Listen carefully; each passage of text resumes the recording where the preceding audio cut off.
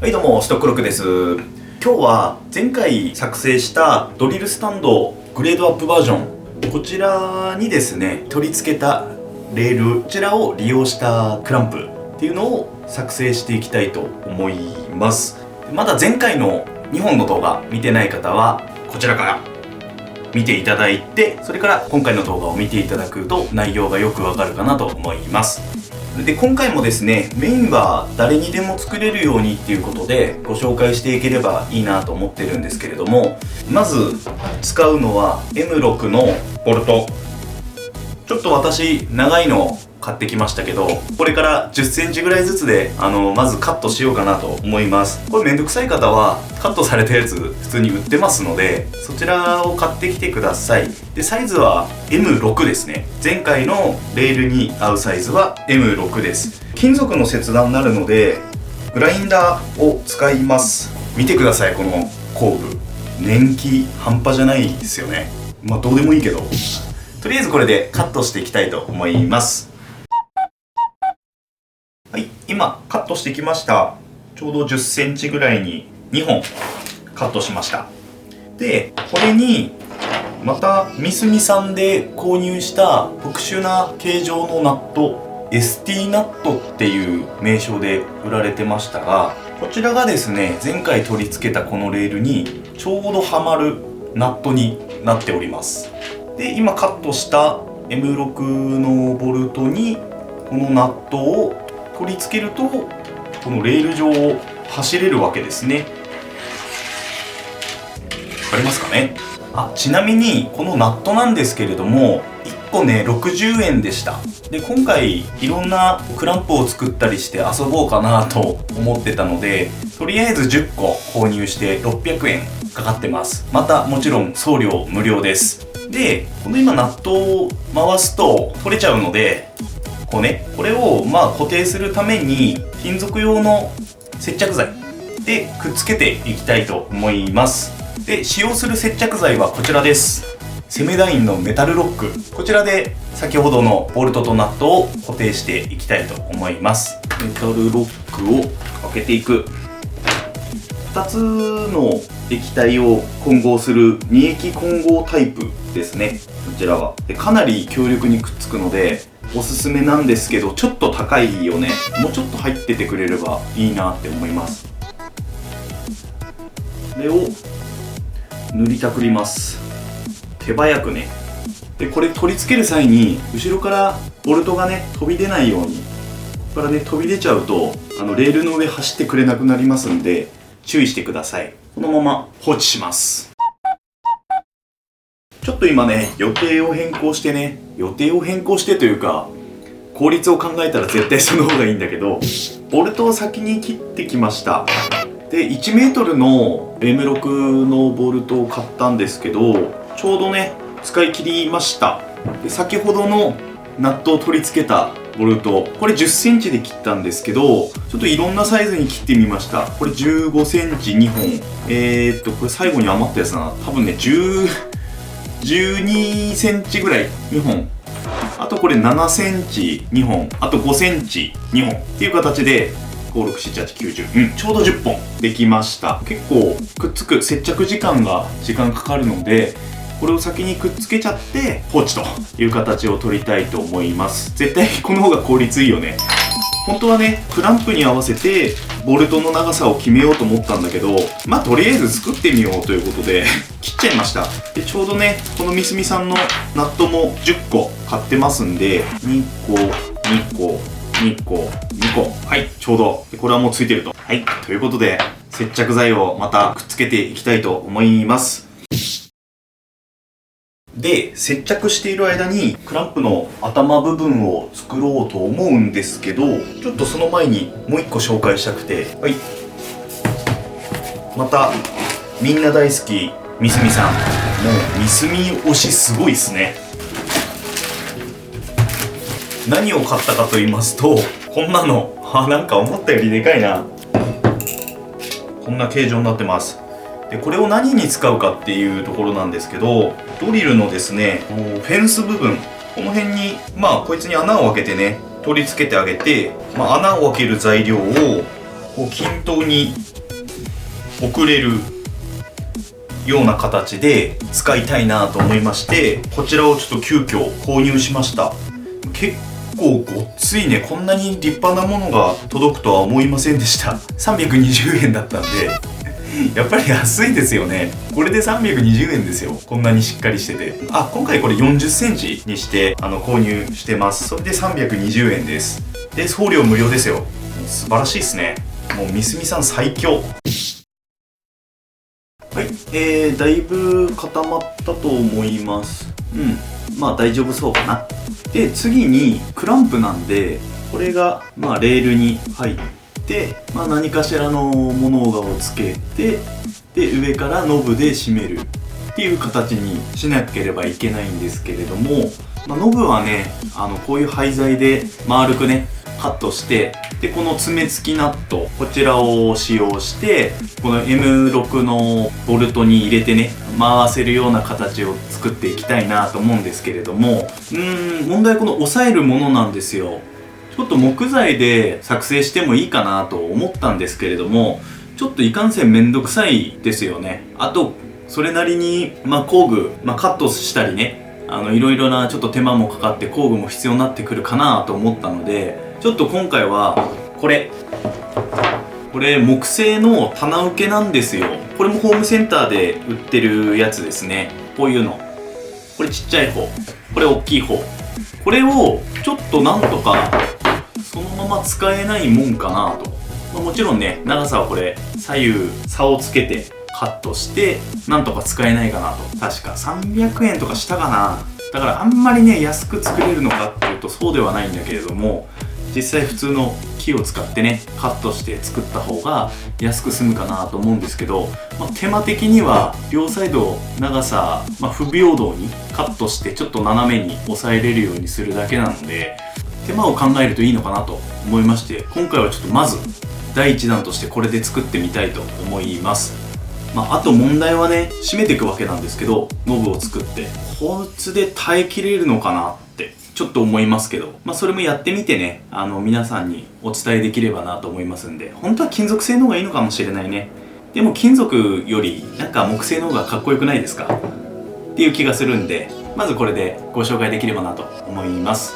まずはね、ノブの方を作っていこうと思うんですけど、ノブの大きさってどれぐらいがいいんだろうね。今日ちょっとお休みの日なんで外で遊んでる子供たちの声が聞こえますけど、その辺はご了承ください。これで半径2センチか。よいしょ。これコンパスを使います。100均コンパスです。十分ですね。100円で。これで2センチか。これで半径2センチです。ちっちゃいかな。ちょっとちっちゃいような気もするな。2.5 にしてみますか。2.5 ということは5センチ。直径5センチですね。よいしょ。はい。で外側の線が直径5センチですね。今現在ちょうどノブのね凹凸を作る部分に印をしてます。単純に今これ5センチなんで半径 25mm のこのコンパスの開き幅になってるんですけど、これを使って点を落としてます。外周1箇所に針を落として回す。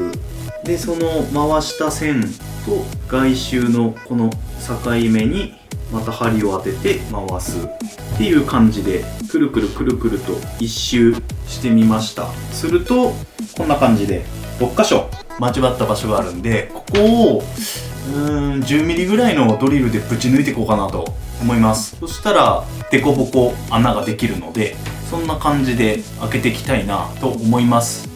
まずはね、この交わった線のところに穴を、いきなりちょっと適当すぎた。いつもの癖が出てますね。よいしょ。大体この辺でしょう。はい、こんな感じでやっていきます。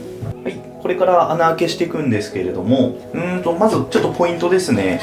捨て板を1枚引いてください。じゃないとこれ穴開けした時にですね、後ろが割れちゃいます。なのでこの板の途中でドリルが止まるぐらいが一番いいですね。何でもいいです。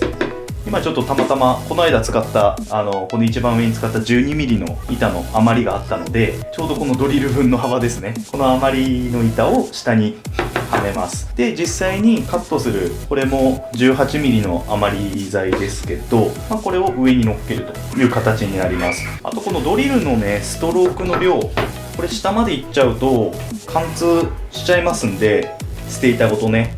なのでこのぐらいで止めたいなっていう位置、これメモリついてるので、このドリルのいいところですね。このメモリの位置を覚えておくか、ここにマスキングテープを貼って印をつけておくと、そこまで下げればちゃんと穴が開きますんで、ミスなくできていいかなと思います。ということでマスキングテープ貼ってみようかな。メモリこういう点ではすごいいいですよね。どれぐらい下がったか分かるんで、やっぱりこいつ優秀ですね。何回褒めるんだっていう。では実際に開けていきたいと思います。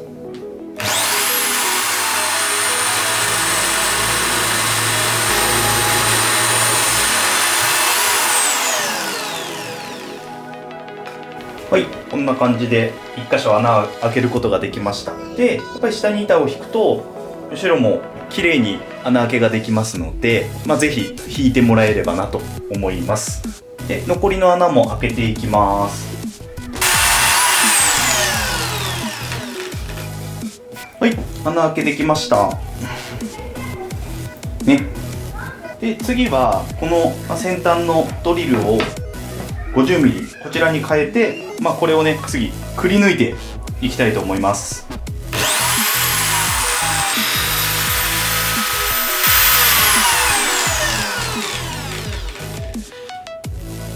それでこれあれですね、向き変えた方がいいみたい。表から行くとばっかり行くとこうなっちゃったんで、見えますかね、なんかセンター焦げたような感じになっちゃったんで、だからある程度いったら、逆向きにしてね開けてあげた方がいいですね。一発でいけるかなと思ったんだけどいけなかった。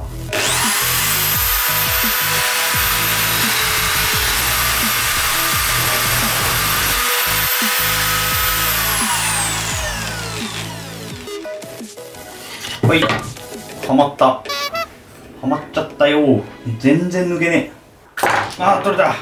よし。はい、で出来上がりがこちらですね。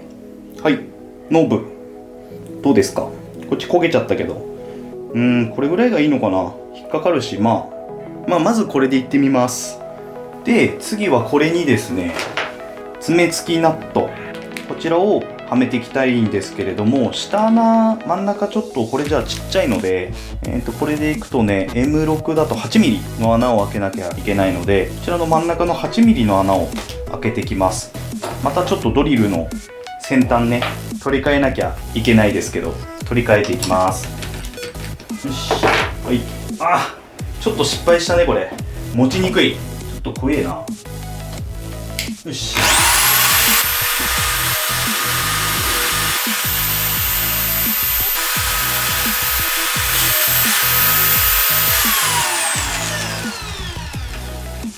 はい、8mm の穴が開きました。じゃあこれに先ほどの爪付きナット、こちらを埋め込んでいきたいと思います。焦げてる方を下にします。こうだね、この状態でハンマーでぶったたいていきます。はい、入りましたね。できた。ノブ完成。第1号。これはちょっとさすがに最後になんか色塗ろうかなと思います。で先ほどのボルトと組み合わせると、こちらね、これで締め込んでいくといった感じにします。今この形はできたので、次はこの間に挟める、木材、先ほどのこの棚受けをつけていこうかなと思うんですけど、これ均等にカットしてしまうと抑えられなくなってしまうと思うので、片方を長く片方短くして、ここに、ちょっと縦長の穴を開けてあげれば抑えれるのかなっていう風な気がするんですけど、ちょっとまずこれを適当にカットしてみます。ちょっとやってみないと使い勝手もわからないので、まずちょっとカットしてみます。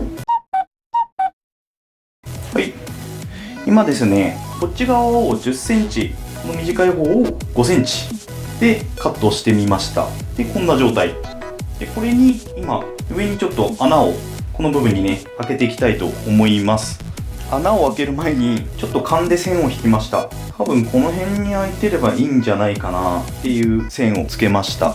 なのでここからこの間に細長い穴を開けてあげようかなと思うんですけど、ちょっと正直合ってるのかいけるのかわかんないですけど、やってみます。何事も実験は必要なんで。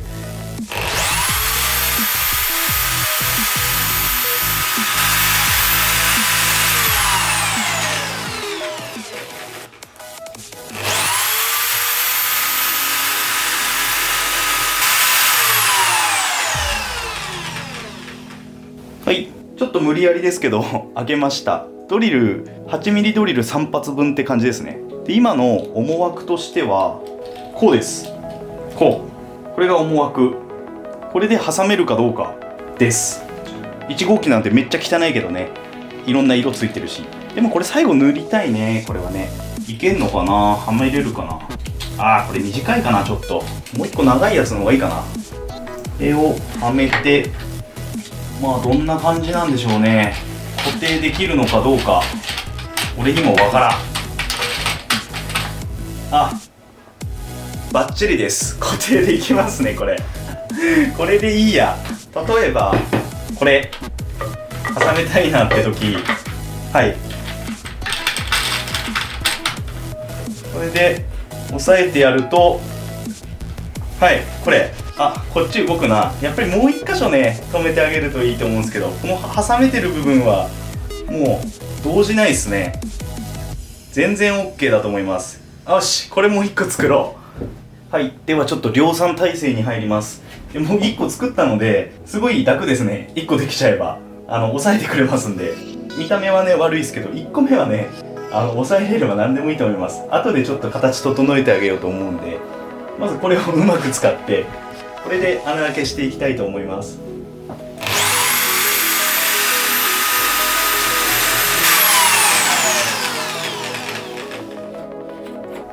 それと豆知識なんですけど、基本そんな見た目より機能重視なのでバンバン今穴開けちゃってますけど、これ最初にこのまま普通に開け始めるんじゃなくて、下穴ちっちゃいの開けるのはもちろんなんですけど、ずれないようにするためにね、それはいいんですけど、一度逆回転してあげてから穴開けするとこの表側もうまいこといきます。ちょっと今見えるかわかんないですけど、これ表側ボソボソになっちゃってるんですよね。で気にしない私みたいな人はもうスピード重視でガンガンいっちゃっていいんですけど、ちょっとなっていう人は一度逆回転に、これ逆転機能ついてますんで、廃校機逆回転にしてちょっと後をつけてあげます。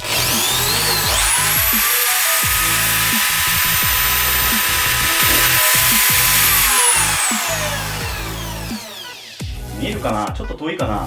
表面だけね逆回転で縁を描くというか後をつけてあげてから普通に晴天に戻して穴を開けると。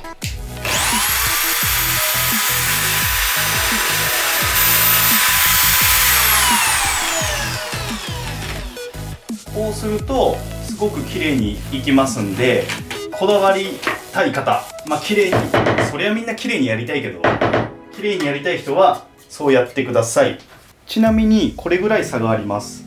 この2つがズボラな自分がそのままドバーッと穴開けた状態ですの表側。これが最初に逆転でね線を入れてから開けた穴。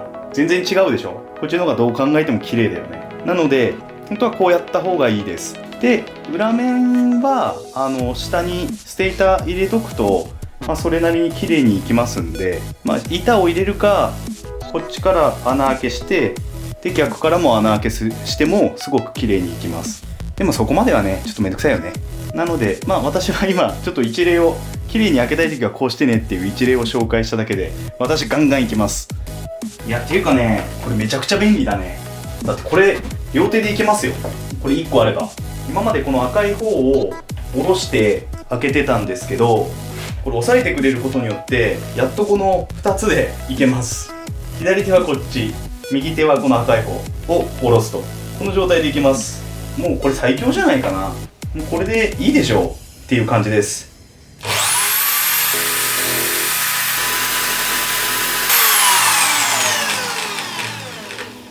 めっちゃ楽。はい、今とりあえず2つできました。まずね、結果的にはね、非常にいいです。全然十分で、例としてさっき穴開けしたこのノブをくり抜いてた板ね、これをちょっと今挟めてみますけれども、改善点ないね、今のとこ全然問題なく機能はする。今両方止めたんですけど、これもうガッチガチですね。もう全然十分ホールドしてくれますね。で、強いて言うならクランプの角をちゃんと丸めて見た目良くしてあげる。ここどうしてもね、丸くないと角が立っちゃって材料に傷がついちゃう恐れがあるので、この辺はヤスリで削った方がいいかなっていうところかな。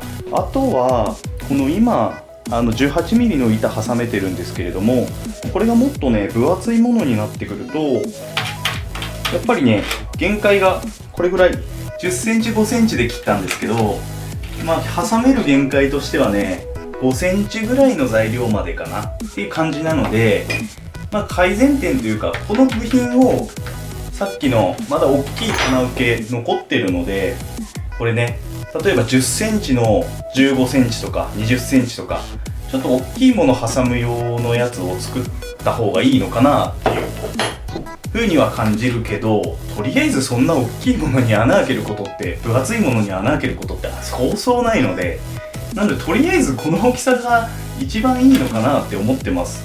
今のところほんと十分全然 OK で、今使ってるボルトの長さはこれ今10センチのやつ使ってますね結局。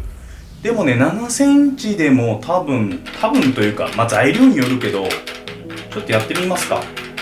はい、これがね、手前のやつがこれ7センチのボルトです。多分ね、7センチでもね大丈夫だと思う。7センチあれば、7センチの方がこの上の飛び出るボルト的にはちょうどいいのかな。このぐらいのものは全然挟めるしね、18mm のものとかは。なので特別そんな5センチのもの挟むとかそういったことがない限りは7センチでもいいのかなっていう気します。ただ次、私今この穴開けようとしてるのが3センチ厚のアルミの、角材というかフレームなので、これを挟めるかっていうことになると、7センチでも挟めるわ余裕。むしろちょうどいいかも。7センチでいいかな。なので7センチとか10センチとかそのあたりでボルトは、切ってもらうか買ってもらうのが一番いいのかなって思います。私一応15センチぐらいのやつさっき作ったけど、これね、長いやつはめてみるか。こんな長いやつも作りましたけど、これは本当に大きいの挟む用で使う感じかな。この残ってる大きい棚受けも大きいもの用なんだけど、活躍する機会は正直あんまりないかなっていう感じなので、やっぱり7センチ10センチあたりでボルトの長さは買ってもらうかカットしてもらう方がいいんじゃないかなと思います。とりあえずクランプはできたので、次はね、こいつ今出てきたこのアルミフェンスっていうものをつけたいなと思ってるんですよ。はい、こういうものですね。フェンス自体に穴を開けてボルトを通してしまって、でこういう板に連続して穴を開けるとき同じ幅で送れるように、そういう風な使い方をしたいと思ってますんで、次はこちらに穴を開けていきます。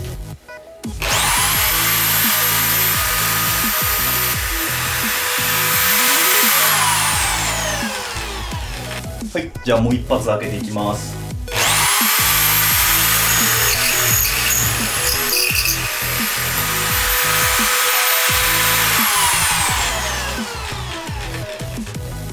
はい、2箇所ね、穴が開きました。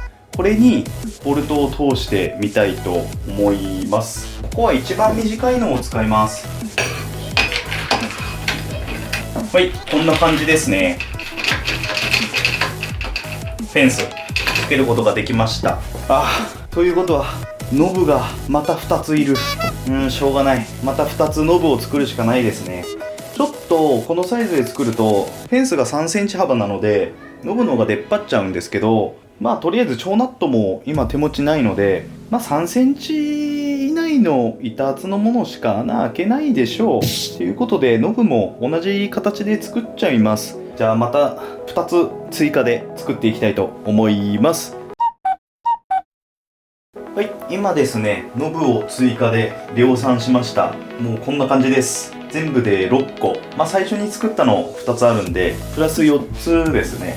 で、このフェンス、こちらもこのノブで留めていきたいなと思います。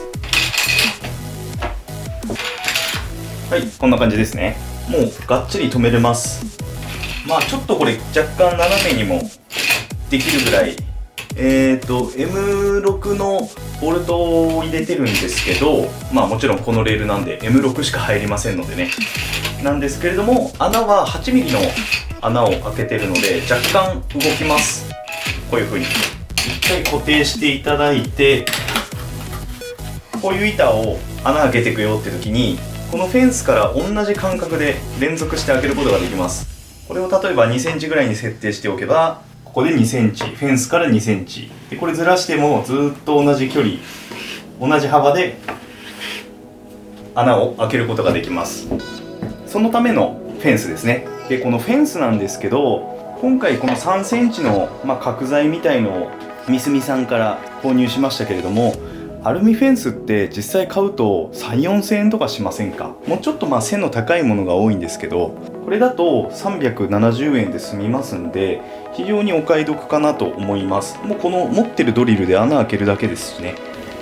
と使い方としては、フェンス自体にもレールの溝がありますんで、例えば上にクランプをつけることもできます。このフェンス上にね、これもうちょっと長い方がいいかなって思いますけど、上につけるのであればこういう使い方もできますし、こっち側横にもレールがあるので何かをつけることができます。これはちょっと工夫次第でいろいろ使えるかと思いますんで、それでこのフェンスを選びました。はい、ということでね、完成しました。一応前傾はこんな感じになります。でそれぞれ全部動きます。フェンスごと動きます。でもちろん回したら全部固定されます。